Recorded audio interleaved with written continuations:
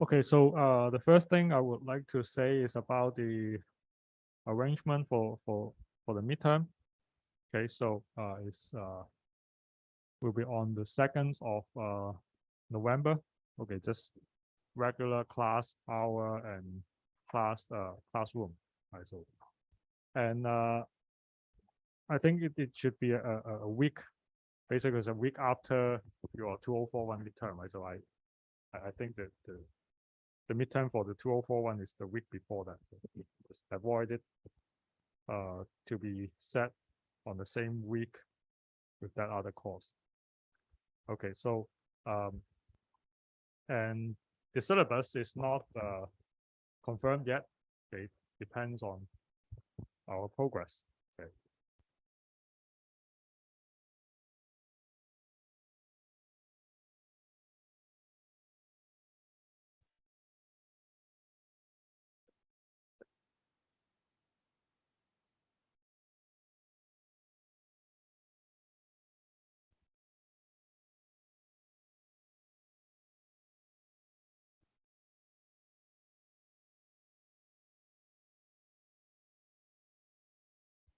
Okay, so today we'll continue with chapter 1. Okay, so so last time we just finished talking about the concept of total differential and total derivatives, and then we encountered a situation where we have a function of two variables, but then in fact one of the variable is also dependent on the other variable.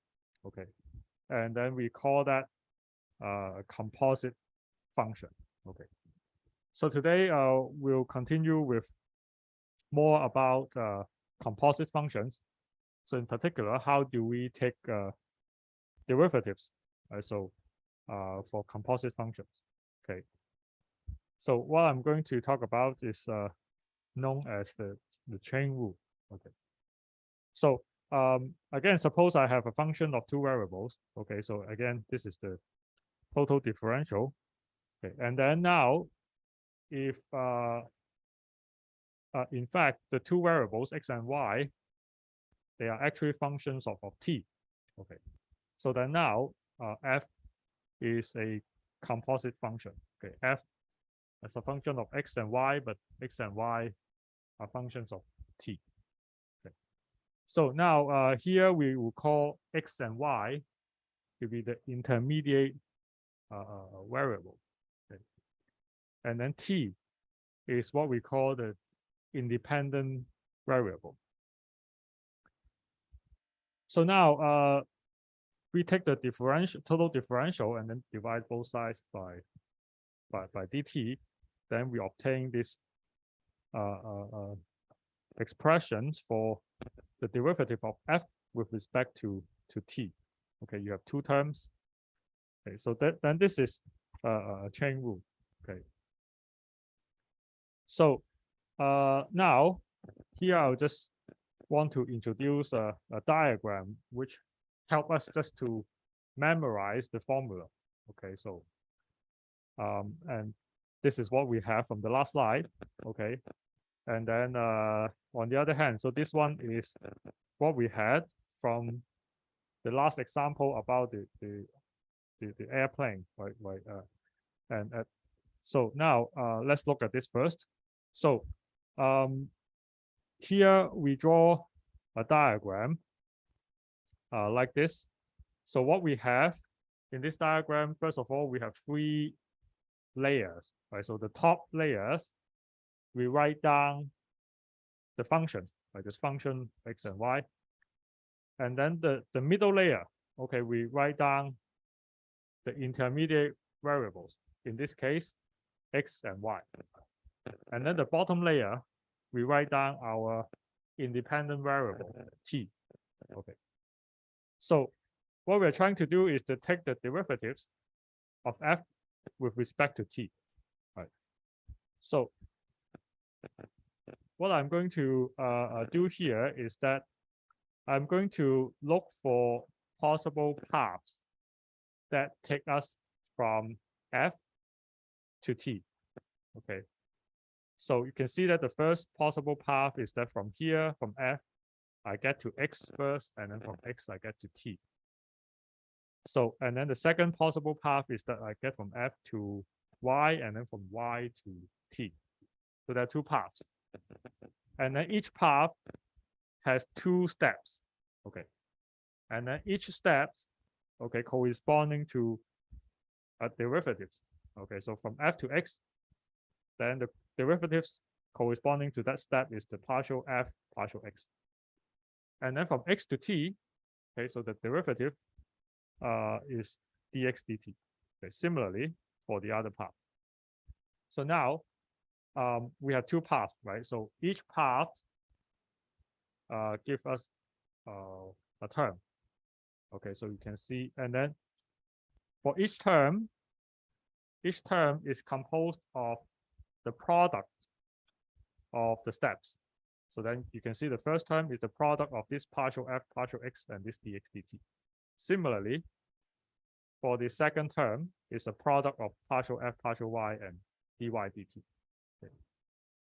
So again, this is just a diagram help us to memorize this formula. Okay. So then in this case, now here I have F as a function of X and T, but T is an intermediate variable. It also depends on T. Then again, we draw three layers, right? So top layers for the function, middle layers for the intermediate variable, and then the bottom for the independent variable. Okay. So you can see that this time is slightly different. Again, there are two paths. The first is that you go from F to X and then from X to T.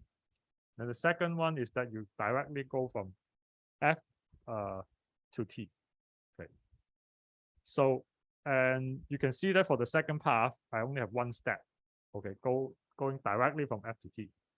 Right. So then the second step, I don't have a product of the two. I just have partial F, partial T. So this is just an example, very simple, that I have a function z of two variables, right? So X and Y. So z equals X times Y. And then both X and Y are functions of T. Okay.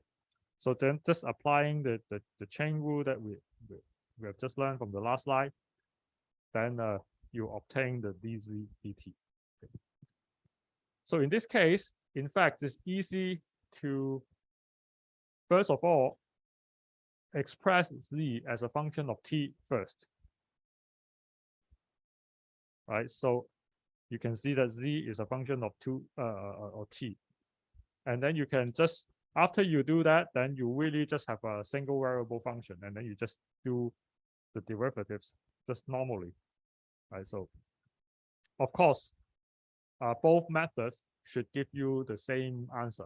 Right? So this example, of course, is simple enough that it's easy for you to just convert the function as a in terms of t first and then do the derivatives. But in more complicated examples, it might be easier to use the chain rule. Okay. So now we consider something more complicated. Okay, so this time I have a function of two variables. Okay, X and Y again, but then each of the variables depends on two others variables. So X is a function of S and T.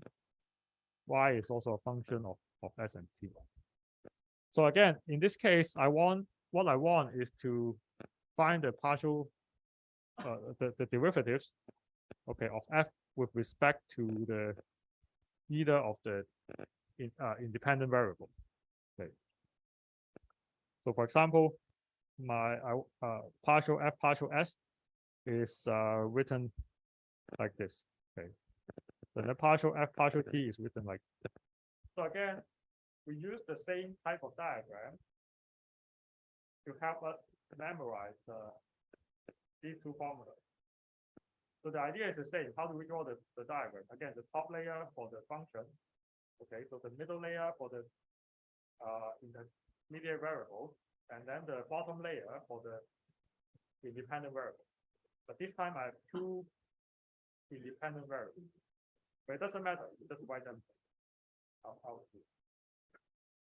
So then, again, I look for path that can bring us from F to S. Right? If you're looking for partial F, or I'm looking for path from F to T. Right? If you are looking for partial F, So then if I'm looking for partial F, right? So that means I'm looking for paths that can bring us from here to here. Then again, you can see that there are two paths. The first path is that you go from F to X, from X to S, that's the first. And then the second possibility is that you go from F to Y and then from Y to S.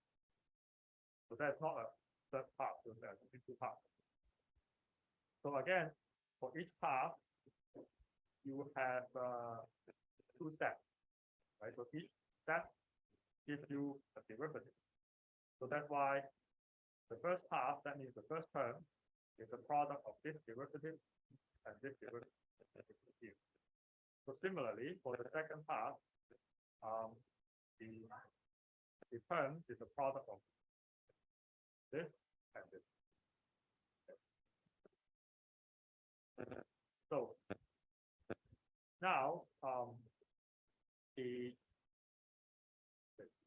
okay, I just found a typo. This was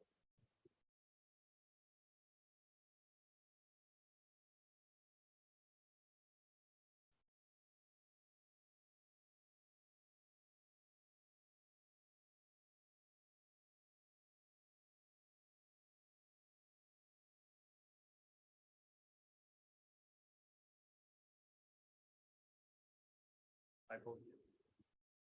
So similarly, you can find out the expression for partial F, partial. So you can try to think of more complicated situation, right? So suppose my Z is a function of X, Y, and W, so three variables. Okay, but then X, Y, and W, they are all functions of S and T. So in that case, what we need to do is basically just add one more item for the middle layer of the diagram, right? And then now, if I look for paths going from F to S, then I have to include one more path, right? So this red one.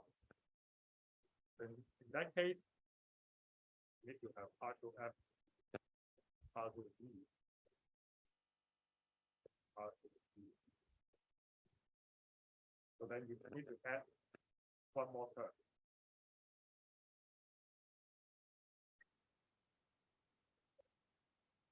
And then you need to change your notation carefully, because now when you do partial F, partial X, you are not just fixing Y, but you're also fixing W.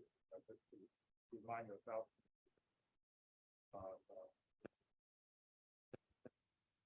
So now, so similarly here, when you're doing partial F, partial Y, you're fixing X. W. This is W. Yeah.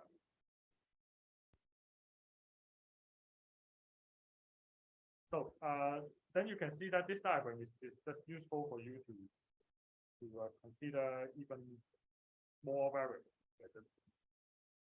The same way to draw it, but you just find out all the possible paths. So again, this is a very simple example. Just leave it to yourself. Okay. So then that's the chain rule, right? So it's what we use when we have multiple variables. So now the next thing I want to talk about is directional derivative.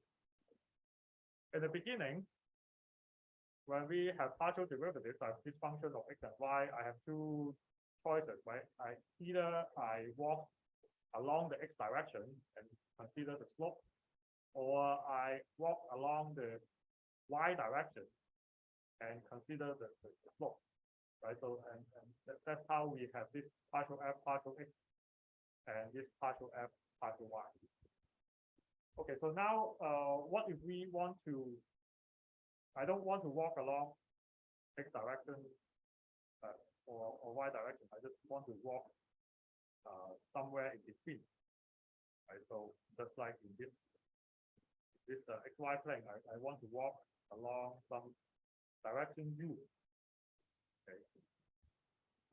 If I walk along this direction, so and I want to find the slope, the derivative. So how do we do that? So that's the question, and that's what I mean here by directional derivative.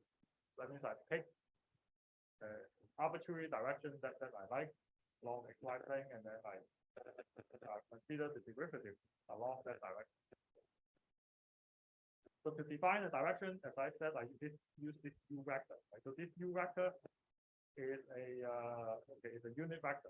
Okay, so that means that the length of this unit vector is 1. Okay, so I just want to have a direction, right? So I don't care about the magnitude of this vector.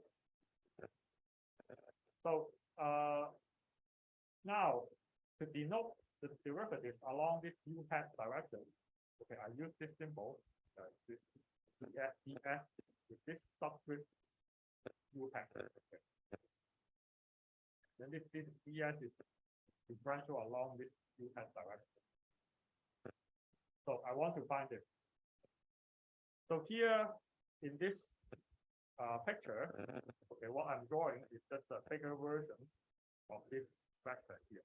Okay, so I'm just drawing this vector again, and then as you remember, okay, so this u hat has two components, right? So the x component is u1 and the y component is u2, and so that's why if I draw this right angle triangle for this u hat, I have this horizontal side to have the length u1 and then the vertical side to have the length of u2. So now, one thing we can notice that I have this triangle, okay, and then now I have this very tiny, much smaller triangle, okay, which indicates this ds. Okay, ds is something that we care about. So this ds, and then this dx and dy. So the big red triangle and this small black triangle are similar triangles. Yeah, similar triangles. So now if I want to find figure out dx ds, okay, so the ratio between this side and this side, because this small black triangle and this big red triangle are similar triangles. So then the ratio between this side and this side is just equal to this u1, okay, divided by the magnitude of the u hat. But as by my definition, okay, u hat is just a unit vector, just 1. So that's why dx ds is just equal to u1. Okay, so and similarly, you find that dy ds is equal to u2. Okay, so now recall again the formula for the total differential. So I want to find ds ds. I would divide both sides by ds. Then I got this formula. Okay, this formula looks very much like a Chinese formula. Right? So now I have two terms.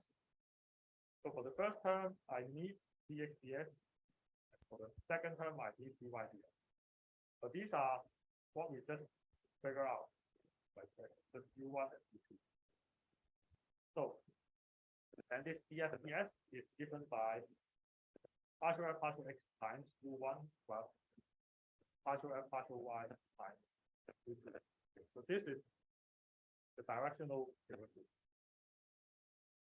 So if you think about this formula, it makes good sense, right? Because basically what it means is that if I want to find a slope, along some arbitrary direction, it will be equals to the slope along x direction, okay, multiplied by some percentage plus the slope along the other direction multiplied by the other percentage.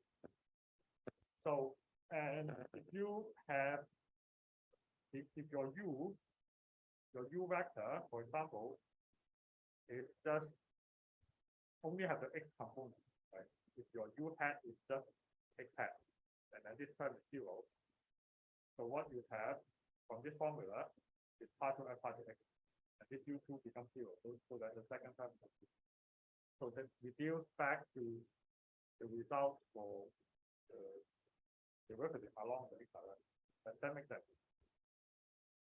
So now, so then you find that actually doing directional derivative is not that complicated, right? You just need to figure out partial f partial x, partial f partial y first, and then you just put the two components of your vector here. So now, the interesting part is here is that the directional derivative actually can be expressed as the dot product of two vectors. Okay, so I write this as the dot product of this, the first vector, and the second vector. Okay. So then the advantage of doing this is that now basically my u vector is separated out here. So this one is exactly the u hat vector.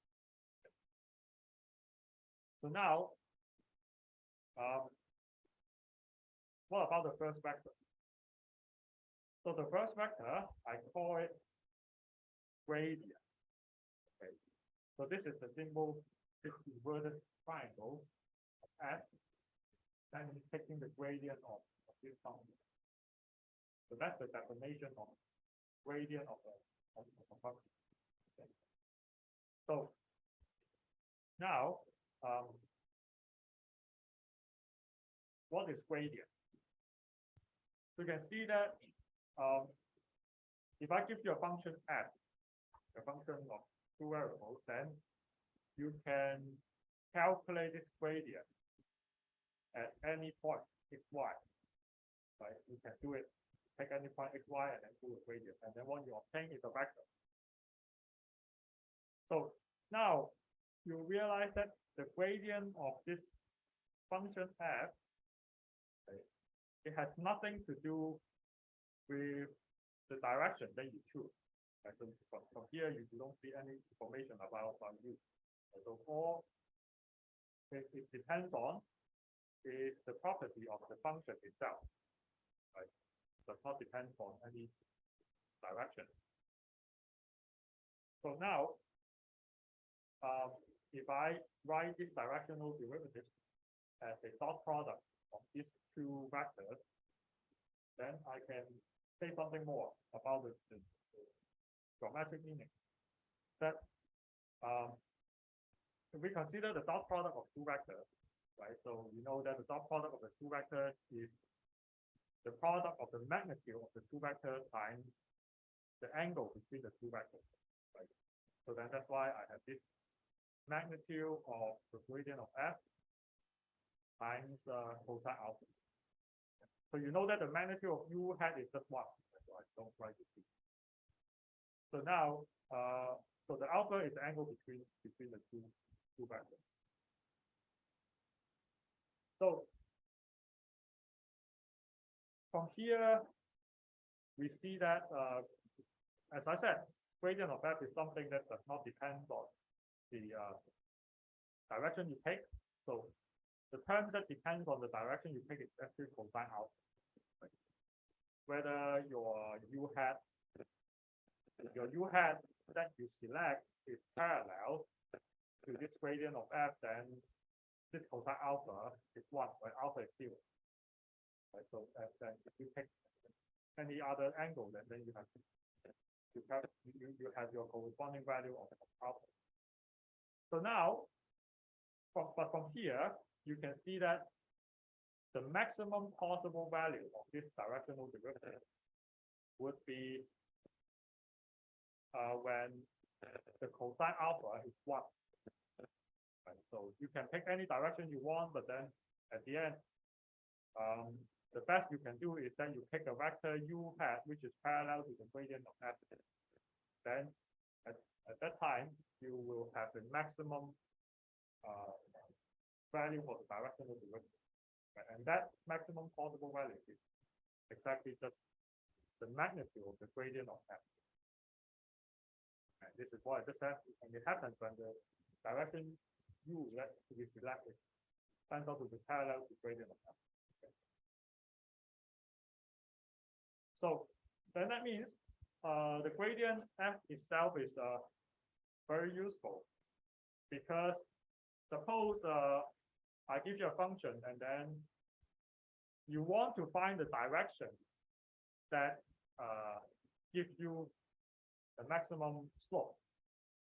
Okay, if you don't know nothing about gradient, maybe what you would do is that you try many different directions u, and then you compare the values and then until you get the maximum. But in fact, we don't need to do that. All we need to do is that we just take the gradient of that function. So once we take the gradient of that function, the direction of that gradient vector will automatically be the direction in which the slope is maximum, or in which the function is increasing most rapidly. And also, right, so the magnitude of that gradient of f, right, would be the value of the directional derivative along the direction that gives you most rapid increase to f. So let's take again an example. Okay, so this function, you've seen it multiple times. So I give you this function, and then I take the gradient of f. Right, so then what I have is just to take the partial derivative of x and y. So then I will obtain the gradient of f is this. So you can see that the gradient of f, well, it's not just a vector. Actually, the gradient of f is also a function. Or I would just say the gradient of f is a vector value function. Right. So you give me any point, and then the gradient gives you output vector. It's a vector value function. Or we'll say that this is a vector field. So now I want to just try to show you how this vector function or this vector field looks like. So again, this is the xy plane. Okay. So first of all, you can see this. Forget about the red yellow, the red arrow. To see the line first. So the lines are the contour lines. The contour lines of this function itself. Like I talked about the concept of contour plot last week. Right? So this blue line, this blue curve, first of all, are the contour lines of this function itself. So now you can see that on top of all these contour lines, I have a bunch of red arrows. This is very small arrows. So, and they represent the gradient vector at these different points in the xy plane. So of course, in principle, you have you cannot draw too many gradient vector, right? So there are too many, then it's difficult for you to see. Right? So in principle, that should be infinite of them, right? Like each point to space. But here I just show you enough that you know this behavior. So you can see that, for example, in this region, right? So the red vector, the gradient vectors are pointing to this direction. So this here is pointing the other direction. You can see that the vector field itself is not uniform. Okay. Each point has its own direction and magnitude for the gradient. So now, let me give you another example which is relevant to what you learned here. And that so at this point, maybe you might have or might not have learned about the electric potential, but here I'll just give you the formula. So by Coulomb's law, okay, so the electric potential due to a point charge sitting at the origin of the force is given by this. So first of all, when you learn ENM, you always consider three-dimensional space. So I should really have this three function x, y, z. Okay. But just to make it simple, let's say I just consider the plane at z equals 0. Okay. So then anyway, this is my formula for the electric potential for point charge. Okay. So now, if I take a gradient, okay, so why do I want to do that? Because so by definition, the electric field at any point x, y is given by the gradient of your potential function. And you always have a minus sign in front. Okay, so that part you learn it for ENM class, but this is the definition. Okay, so the gradient of potential with a minus sign. So then if you are going to do that, okay, so taking the gradient of this three function, okay, this minus sign, then you'll get this. So again, this should look familiar to you if you know Coulomb's law. So now again, if I want to just draw the picture, okay, so this is my point charge here. So suppose I just select a particular region, space, okay, to make my picture. So, but in this region, okay, first of all, you see my contour line. Okay, those circular arcs represent the contour lines of this potential function. Right? So the outer area you go, the potential is dropping. Right? So now the arrows are the electric field. And this is consistent with what you would be thinking, right? So the electric field, they are all pointing away from the point charge. Right? That is what you learned before. Electric field lines go out from your charge. And then you can also see that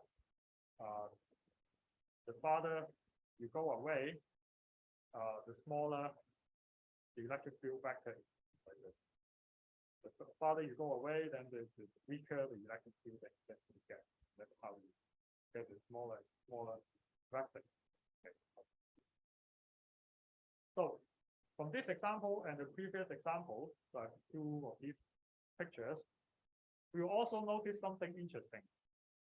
Is that if you look at the contour line and also the gradient vector, you see that the contour lines are always orthogonal to the direction of the gradient vector. Okay. So what does that mean? So that means the direction that is orthogonal to the gradient of f is the direction of zero change. So remember what is a contour line, right? So if you walk along a contour line, right, mountain, then you are not going upward, you are not going down. So you are walking at an equal height. Right? So then if you are walking along this line, your value is not changing. So then as I said, so you need to look close enough, and then you will see that all these arrows are always perpendicular to the contour line. So why is it the case here? So suppose I take a directional derivative. Okay, suppose I want to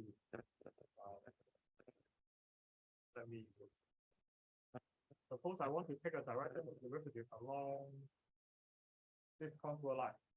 Okay. So again, I told you already. So a contour line means that along that direction there's no change. So that means the slope is zero. So that means if I take the directional derivative along this direction, that you had, then this directional derivative is zero. Okay. That's the definition of a contour line. So now you remember that a minute ago we write this directional derivative as this form dot product. And now if I have this to be zero, so that means this term, this whole thing is zero. And of course, I'm not interested in the case where the gradient of f is zero. Okay, so then that means that I'm considering the case that cosine alpha is zero. So when do we have cosine alpha to be zero? Either 90 degrees or minus 90 degrees. So then, so in this case, right? So at that point, so at this point, right? So my gradient is actually pointing this way. So now this is 90 degrees. Then along that direction, there's no change. Or I can also go to this direction, same thing, the left or right, but as long as they are orthogonal, then this for this direction, the directional derivative is also zero.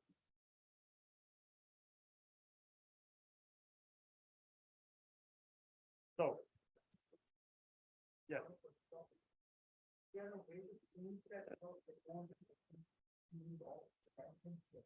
example, you say that you tangential, and you prove it without supposing new tangential. Without assuming new tangential to a contour line, there are ways to prove I'm not assuming that. I am implying that. I'm not assuming that. That's what I wanted to do. Right? I want to find the directional derivative along a contour line. So that's why I select the U hat vector to be going tangential. That is my requirement. I'm not assuming. And from that, I show you that this U hat to be perpendicular to the gradient. Not an assumption. Okay. So here is a summary. So this concept of gradient is important. Okay, when we learn about vector calculus in chapter 3. Okay, we'll come back to this. And as you can see from the previous example, as you learn E and M, electric field, electric potential, you come across to the concept of gradient again. So let me just say the summary again, just repeating what I just said. So this is the definition of the gradient of a function. So this is a vector value function or a vector field. So the direction of the gradient of f is the direction in which f increases both rapidly. Okay. And also, the magnitude of the magnitude of this gradient gives you the value for the directional derivative along the direction in which f is increasing both rapidly. So third n direction orthogonal to this gradient of f is the direction of zero change. Right? So to give you this example here. Okay, so this is a function of two variables. Okay, so Of course, more useful case is actually three-dimensional case, because as I said, when you learn about electric field, you're talking about three dimensions. So then in that case, the generalization for the gradient of f is just written here. We are just adding more terms along, adding one more term along the third direction. So, but again, of course, it would be more difficult to make plots and pictures three dimensions. For simplicity, we have been focusing on the function of two variables. Okay, but again, in your E&M and also in our chapter 3, we will be considering three-dimensional cases much more often. So just to show you two more examples of the gradient, so you get more inspiration in your mind. Okay, so remember I have this last lecture of this two-dimensional Gaussian function. Okay, so this is the contour plot, right? If you take the gradient of this function, then you plot the result, you get something like this. You see that all the gradient vectors are pointing to the center, right? So the peak of this mountain. So that makes sense, right? So the gradient vectors, they point to the direction. They go upmost rapidly. So that's why they all pointing to the direction where they can go uphill the fastest. So that's why they all point to the center. So, and again, you can see that all these vectors are perpendicular to the contour line. So then in this case, right, so I have this product of the two sine function, and then you take the gradient, you have this. So what you can see again is that if I'm here, so if I'm at the lowest point of this valley, right, so you can see that the gradient is all pointing directly away from this lowest point. Right? They are all trying to escape from the lowest point. So they are looking for direction which go up most rapidly. Right? So that's why they are all pointing away from this valley. And then on the other hand, in this region, right, so they are all trying to point to the peak of the mountain. Okay, so at this point, let's take a break. Okay, so we come back at 12:30. Okay, for those who came in late, okay, please be reminded that I have confirmed the date for midterm. Okay, here. So we'll take a break now. And also notice that the first homework is posted. And it's due next Saturday. The first homework is about chapter 1, this chapter.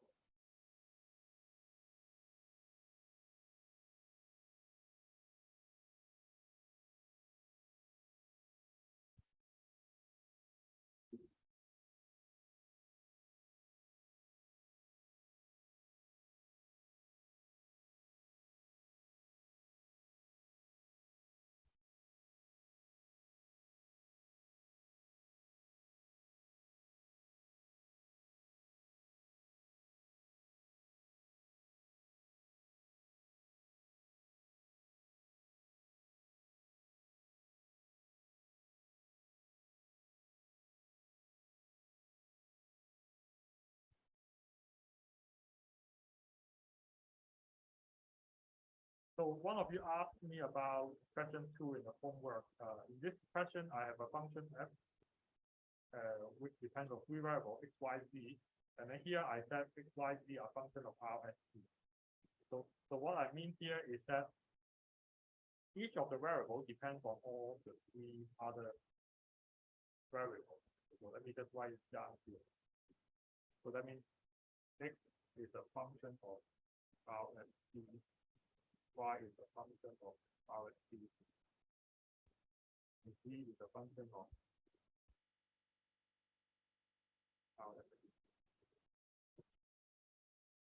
so that's what I mean this question.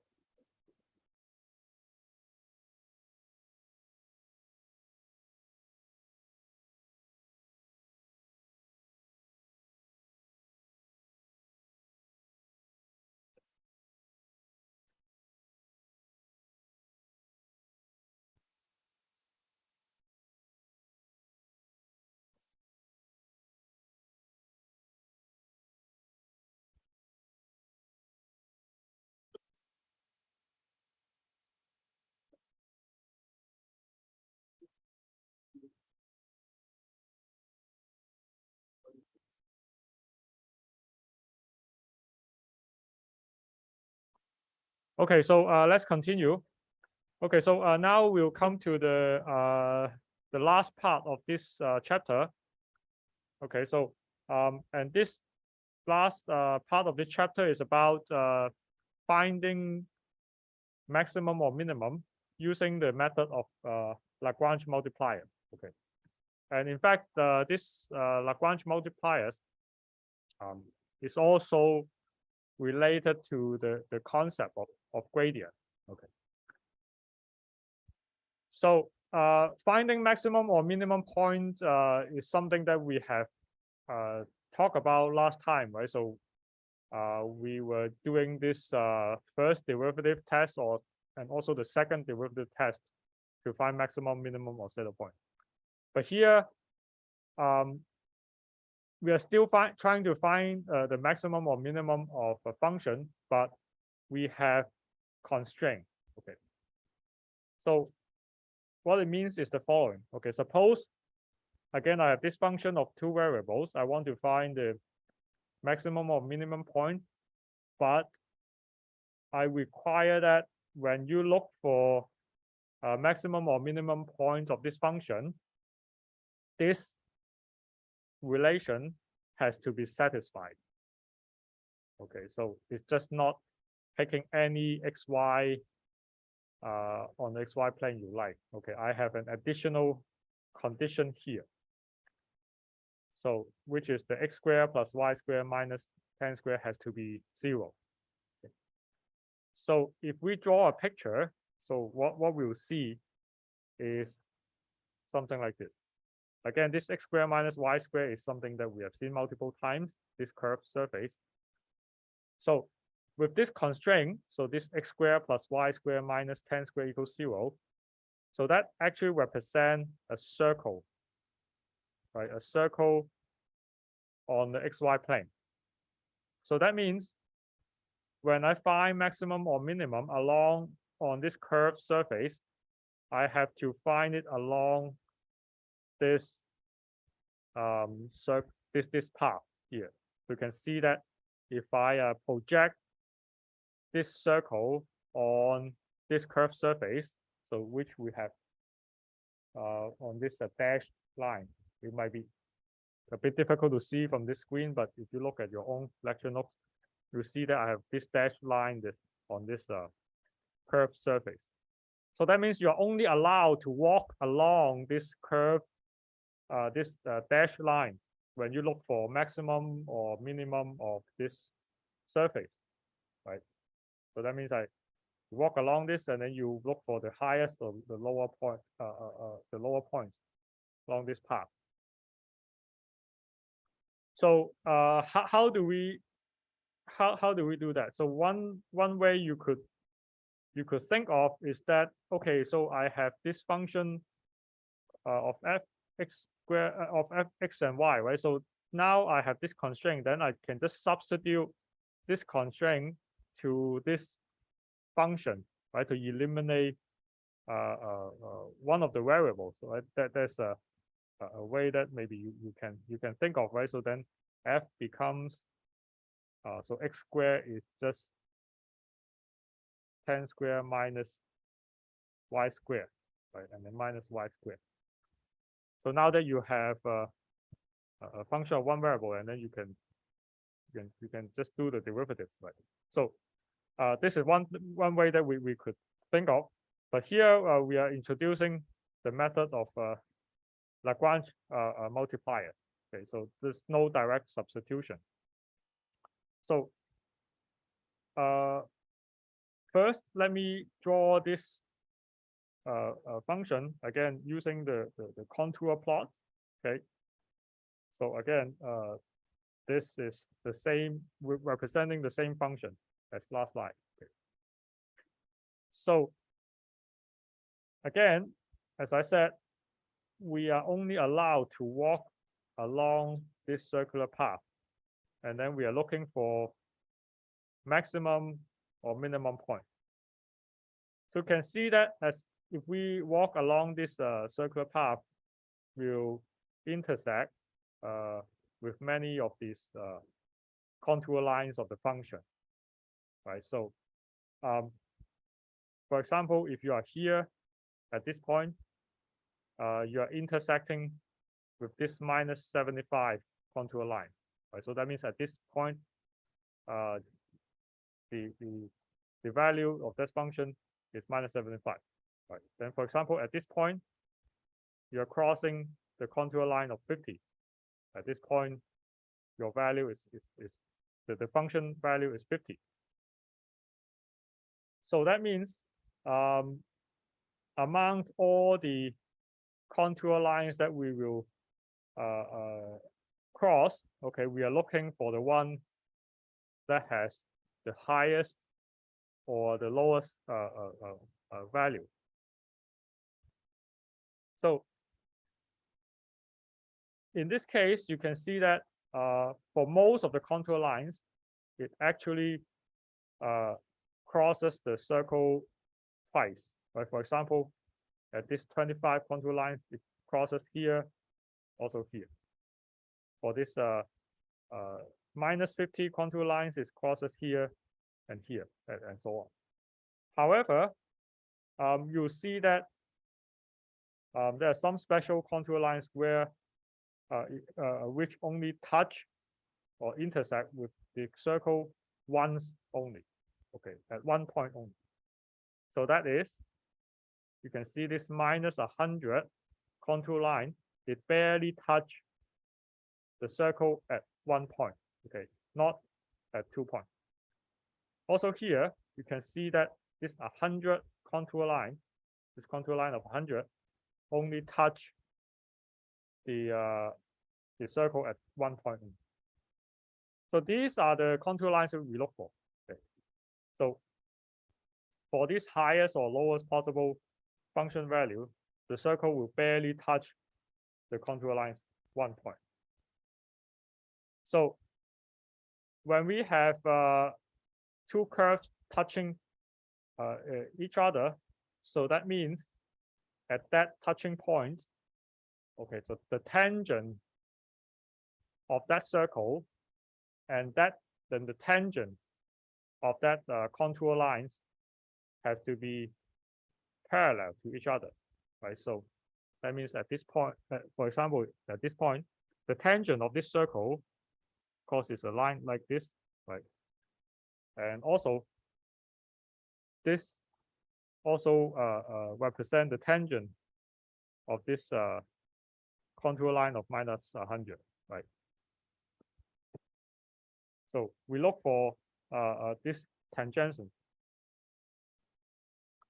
So now we can restate the problems in the following way. Okay, so find the contour lines of this function. Okay, which are tangential to this g function. This g function is just this circle. Okay. So locate the contour line and then find the coordinates of the points of contact. But here I already use circles to indicate the points that we are looking for. Okay. So these 4 points are the points that we are looking for. So now we think about gradient one more time. Okay. So if I say that the tangent of this contour line and the tangent of this circle being parallel, that is actually equivalent to say that the gradient of this function is parallel to the gradient of this g function. Okay. Because if you can see that if the tangent is going parallel, it's going horizontal like this, right? Then the gradient is actually vertical. And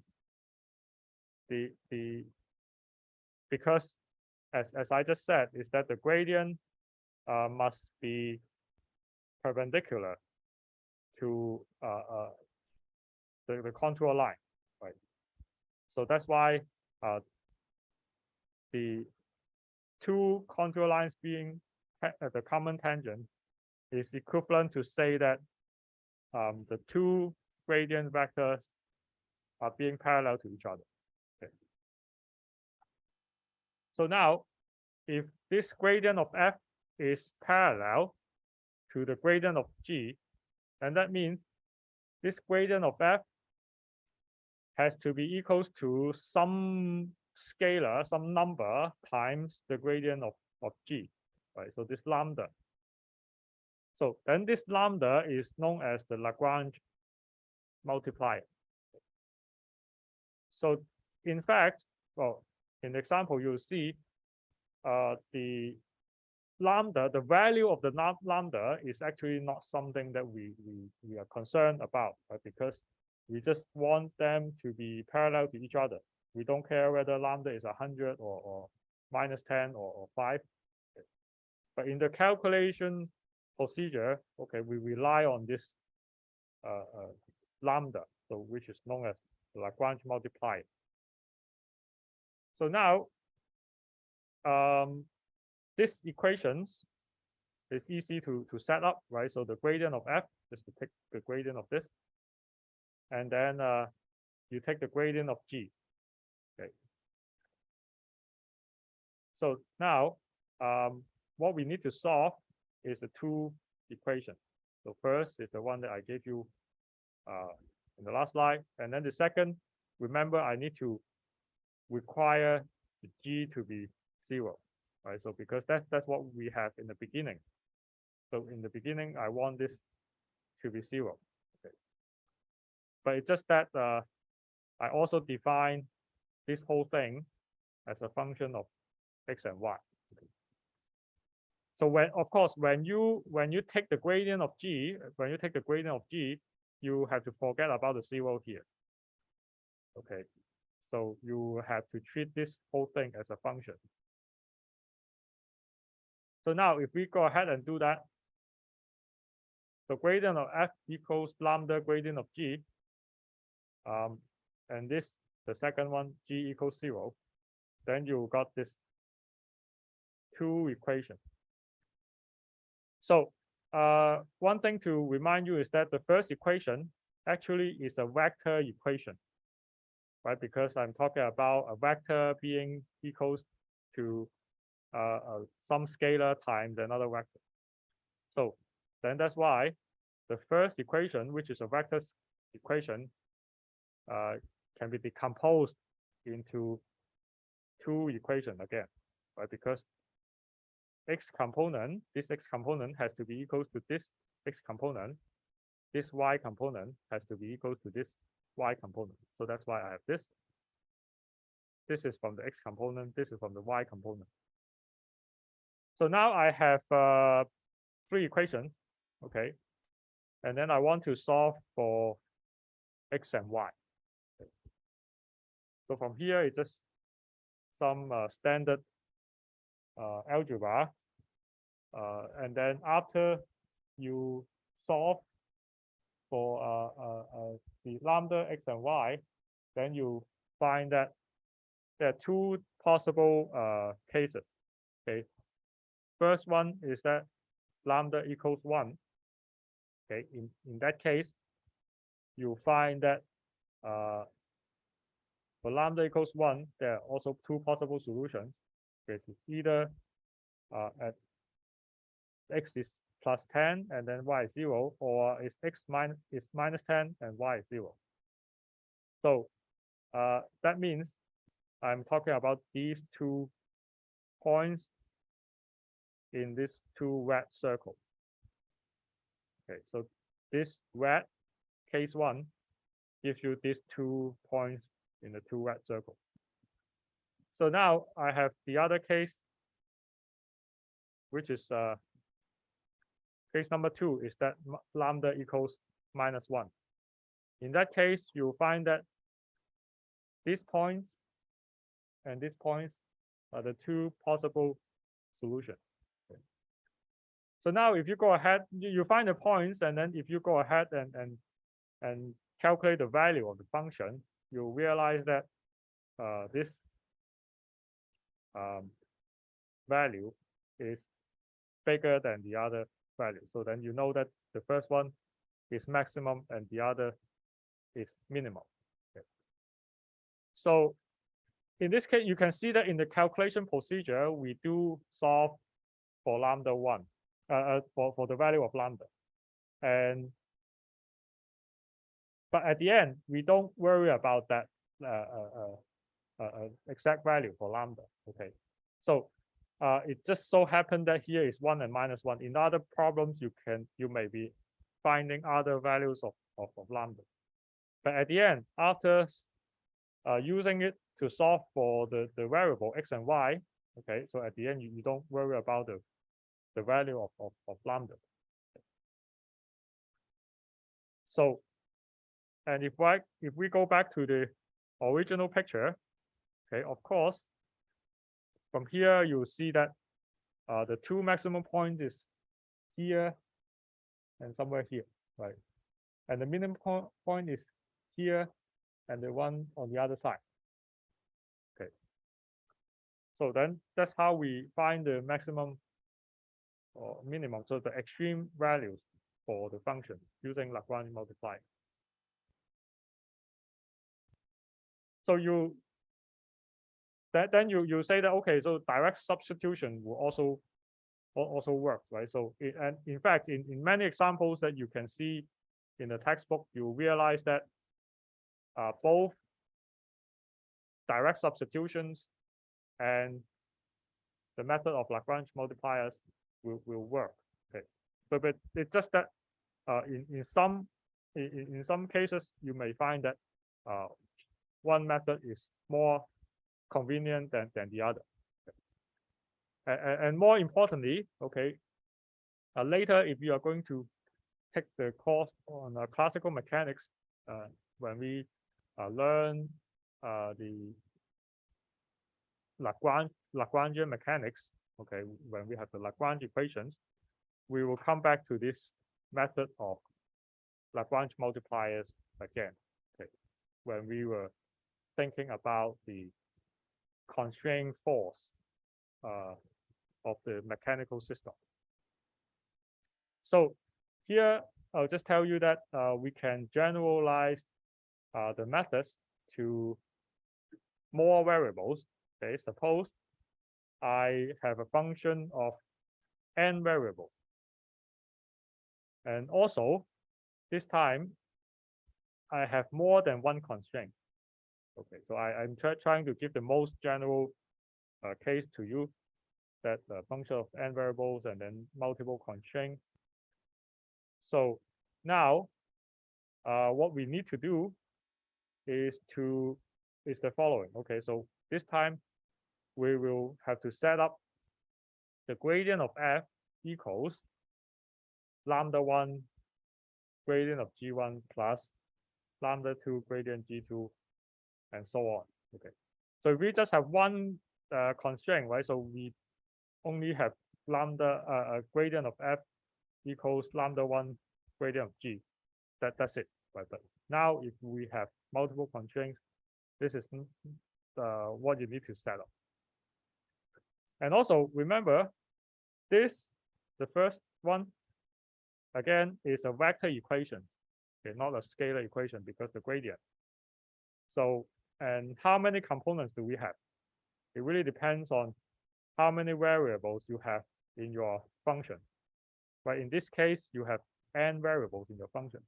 So that means this vector equation is actually composed of n scalar equations. So n equations to take care of, and then also you have to take care of all the constraints, and then solve the whole system together to get x1, x2 until xn.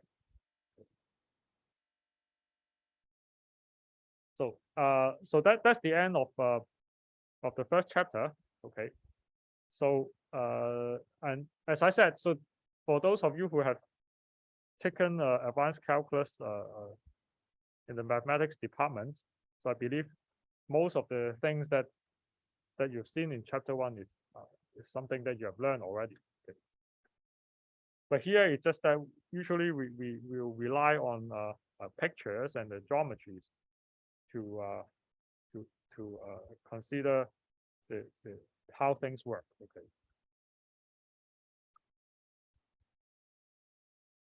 So now let's move on to the second chapter, okay, which is multiple integral.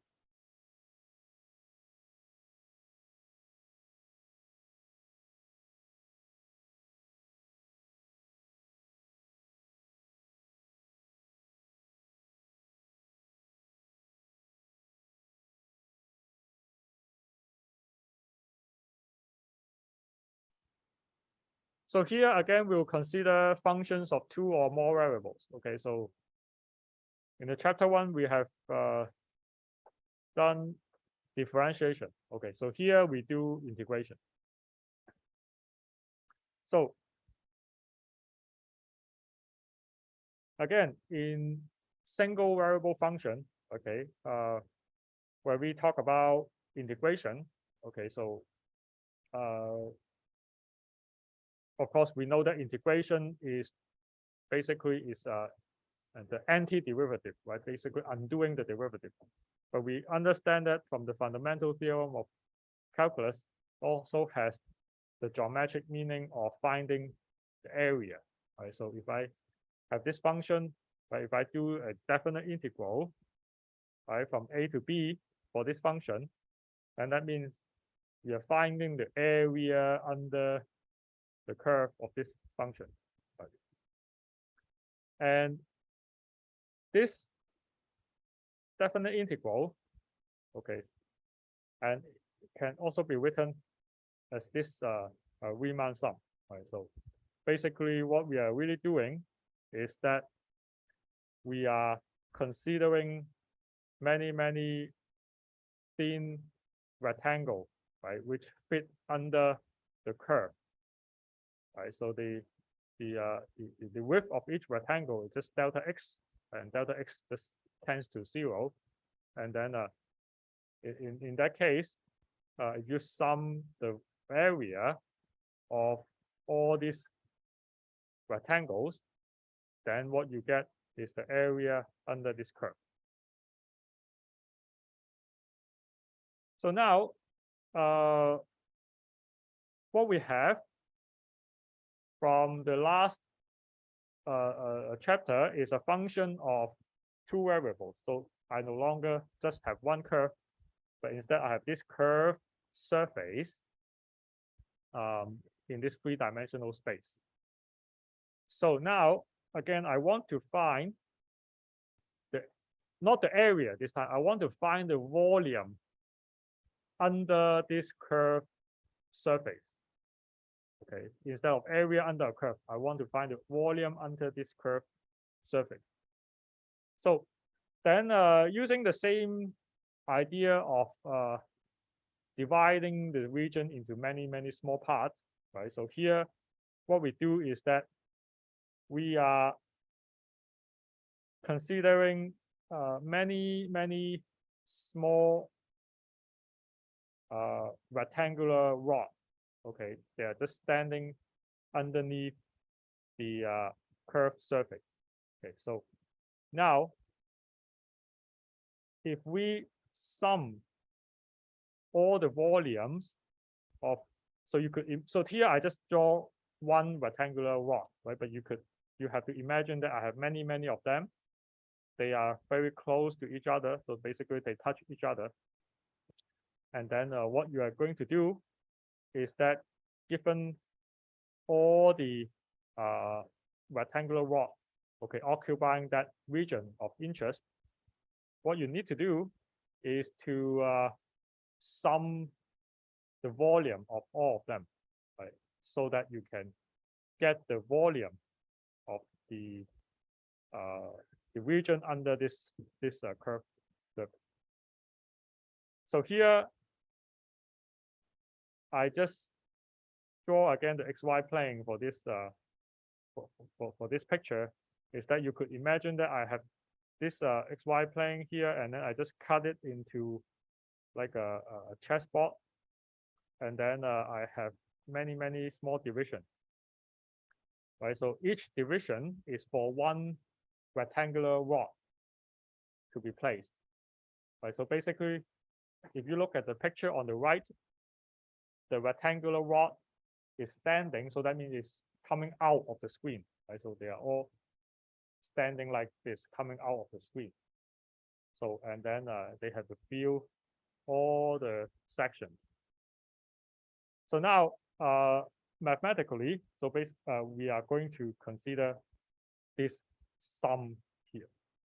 So this delta x, delta y, right, is the length and width of one small section, and the length of width, that length of width also define the cross-sectional area of one of the small rectangular rod. Right? And then this value f, x, and y, so that means for a particular value, you know for a particular position, you know the value of that function, and that gives you the height of the rectangular rod at that spot. Right. So for the base area, they are all the same, just delta x, delta y. But then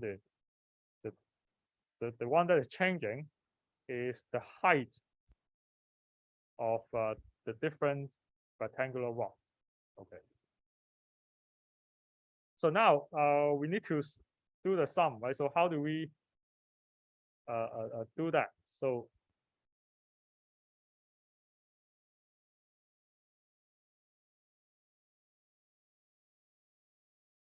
here we have two ways to look at it, right? Either, first of all, if we just consider a row, okay, one of the row, okay, so indicated by this blue region. So consider all the rectangular rod sitting on this row. Again, let me remind you again, all the rectangular rods are standing like this. Okay, so they are all coming out of the page. Okay, they're all coming out of the page. So I consider all the rectangular rods sitting on this row. Okay, so then I add up all the volume of all the rods sitting on this row. So then after I do that, I will get a number, right? And then I go to the next rod, the next row. Then I do the same thing again, and then I go to the next row. I do the same thing again, until you have done with the entire region of interest. Or the other way to do it is that instead of do it row by row, I want to do it column by column. Right? So I want to first consider this column here, okay, summing all the volumes of the rectangle, and then after I'm done with this, and I move to another, and then I do again, I do again. So here you can think of it this way, is that when I just do this, just consider one row. If I just consider one row, basically I am just doing this one-dimensional sum. And this one-dimensional sum is nothing more than the integral that you have learned in the one variable calculus. Okay. So It's just that after we do it, we have to do this again and again. Okay. So I'll give you a more intuitive picture later. But here, let me just lay out all the formula first. So in fact, so this double sum, okay, this summing sum and then do another sum can be written as this integral inside of another integral. You can see that the inner sum, okay, will corresponding to this inner integral. So as I said, when you do this, this looks nothing more than the integral that you have learned with the single variable calculus. Again, well, you have to remind yourself that of course we are having a function of two variables. Okay. However, when we just consider a particular row or particular column, if I consider a particular row, then that means the y value that I'm considering is fixed, right? So what is changing is x, right? So that's why when I do the integral, first of all, I do the integral with respect to x, but then pretending y is a constant. So, but after doing that integral, you find that you obtain a function of y, right? So then you have a function of y, then you do another integral, which this time you are doing this integral with respect to y, and then after that you actually obtain a constant, a number that's representing the volume. So this one is just the other way around, right? So just do the integral for y first, and then do the integral for x. Okay. So and it can be shown that either order give you the same result. Okay. So geometrically, it's easy to understand, of course. So here I'll just lay out the procedure just more clearly. Okay. Suppose I have this function, this curved surface. Okay. So I want to find the volume under this curved surface. Okay, within this rectangular region R. Okay. So then this rectangular region R, okay, I can use 4 values to represent its region, right? So it starts from x equals a to x equals b, and it starts from y equals c to y equals d. Then when I do the integral with respect to x, then I need to go from a to b. And when I go for calculate the integral with respect to y, I need to go from c to d. So then to evaluate this integral, okay,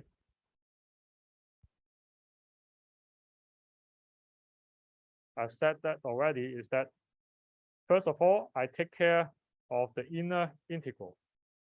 When I do the inner integral, I treat y as a constant.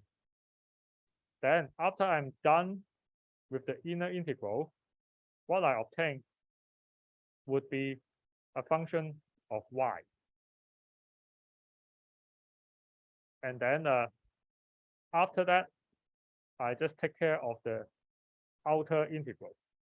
Okay, so treating this whole thing as a function of y, and then do the integration with respect to y. Okay. So the first step is like finding the area of this. Not this, but you could, as I said, you could imagine that there's a stack of rectangle standing right out of the page. But I'm looking for that area.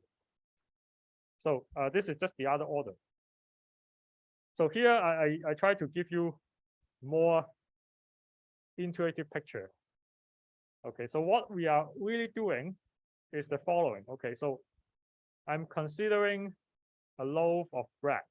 Okay, so here I make an assumption. Okay, so suppose the four sides of the bread, suppose they are perfectly flat. Okay, flat, flat, flat, flat.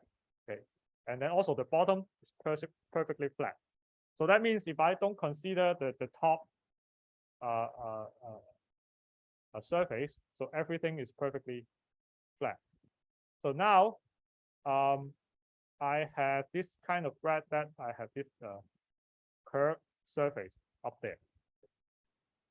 So basically what we are doing is that, so suppose this curved surface can be represented by my function x and y, right? So then what I'm doing is basically find the volume of this entire loaf of bread, right? And then what we do basically is that put this bread in a Cartesian coordinate system, right? So, and then the base, okay, the base of this bread occupied a rectangular region, right? Just like what I have here, right? Again, x go from A to B, and then y goes from C to D. So now, as I said, okay, so the curved surface of the top of the bread can be represented by this function xy. So now this double integral, right? So I have to do the inner integral and the outer integral. So what is the meaning of this inner integral? Right, so the meaning of this inner integral is the following. Okay, so suppose, right, so we have this loaf of bread, and then we cut this loaf of bread into many slices. Okay, much more than what is actually shown. So, and the thickness of each slice is delta x. So very thin. It has to be very thin.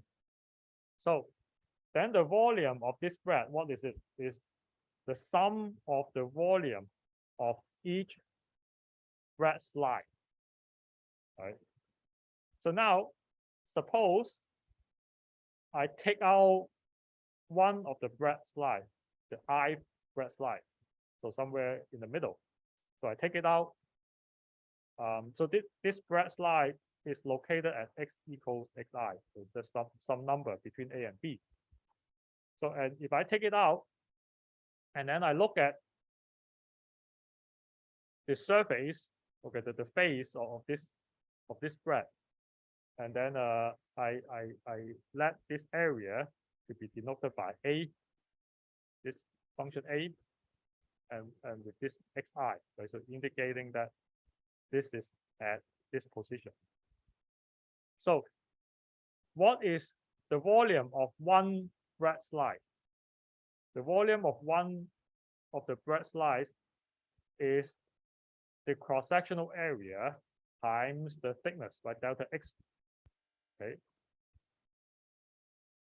So now, how do I find the area of that particular bread slice?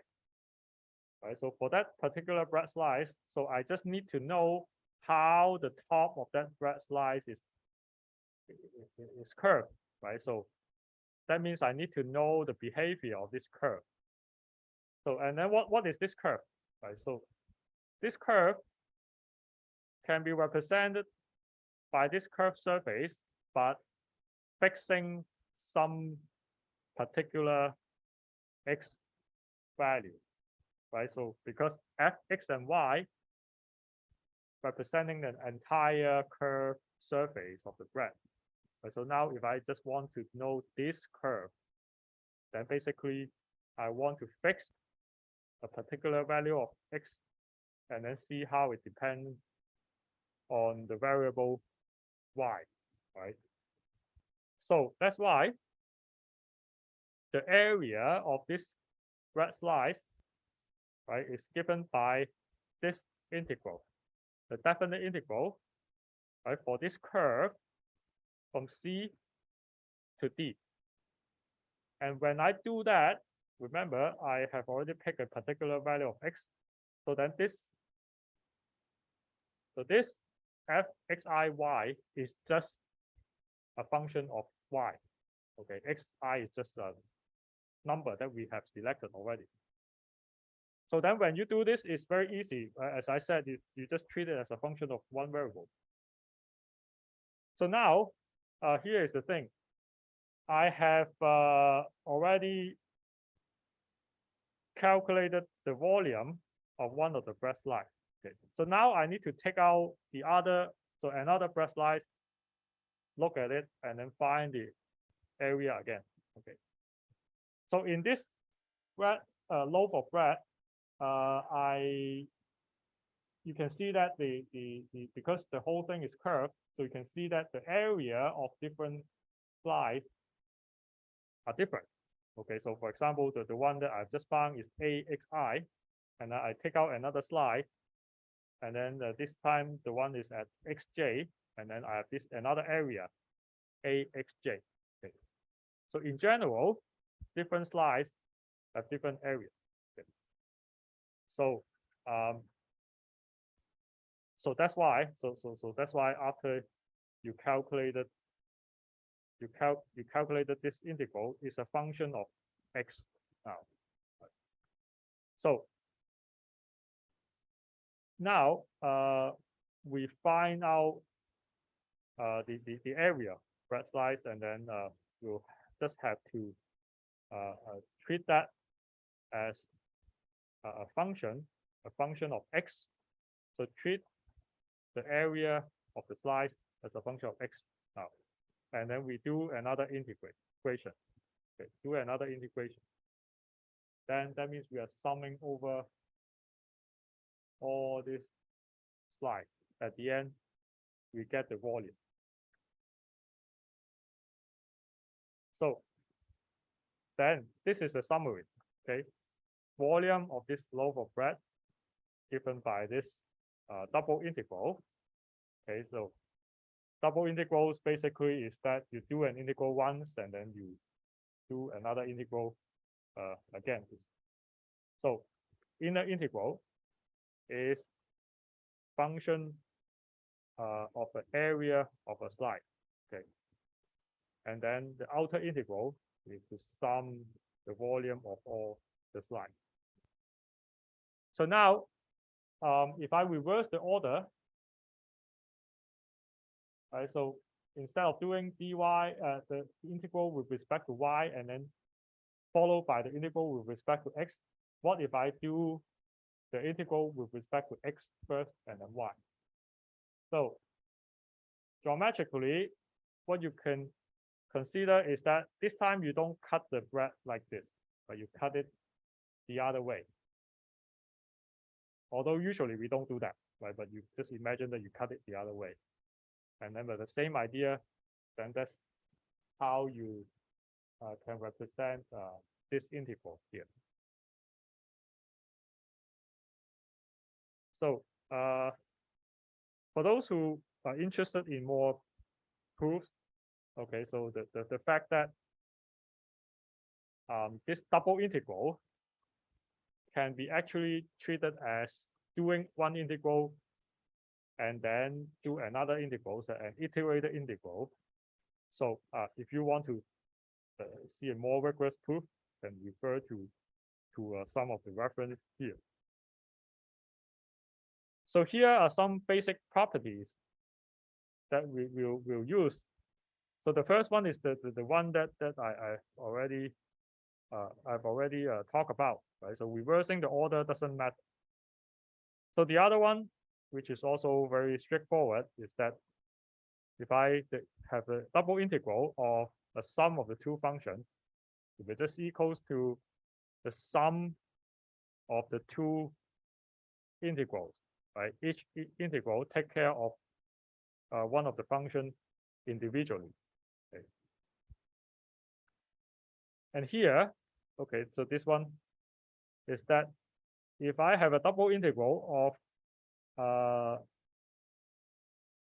a function of x and y, but that function x and y can be written as a product of a function of x only and a function of y only. So then it turns out that it can be treated as a product of two integrals. Okay. So why is it the case?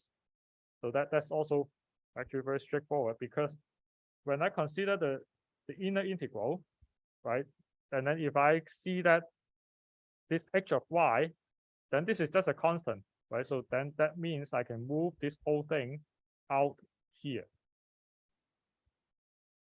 So that means this becomes something like that.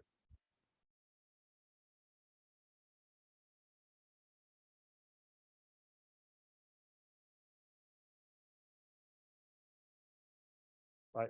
So now if I consider this entire integral, again,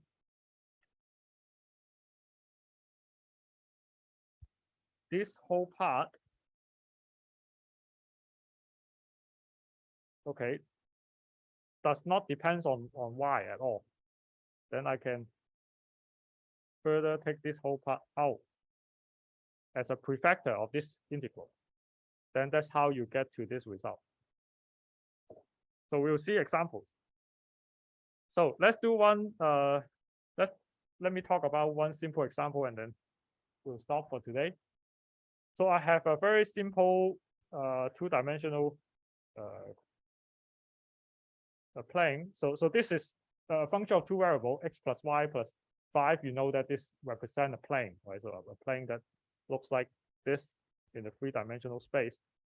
So what I want to find is the volume under this plane, okay, or the region here, okay, within the square region. Okay, so then what I need to do, okay, so this is my integrand. The integrand is we just put the function inside, right? We just need to set up the limit properly, right? X go from 0 to 10. That's what I wanted, and then again, y go from 0 to 10. So a square region in the xy plane. So then if I do that, so first of all, I just consider the inner integral. Right, so I just consider the inner integral.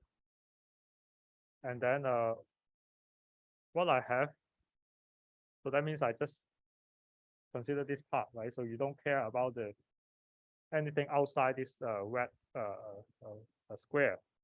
So when you do that, right, you treat y as a constant, and then go ahead and do what you have already learned, and then you find that this whole thing become 50 plus 10y plus 50, right?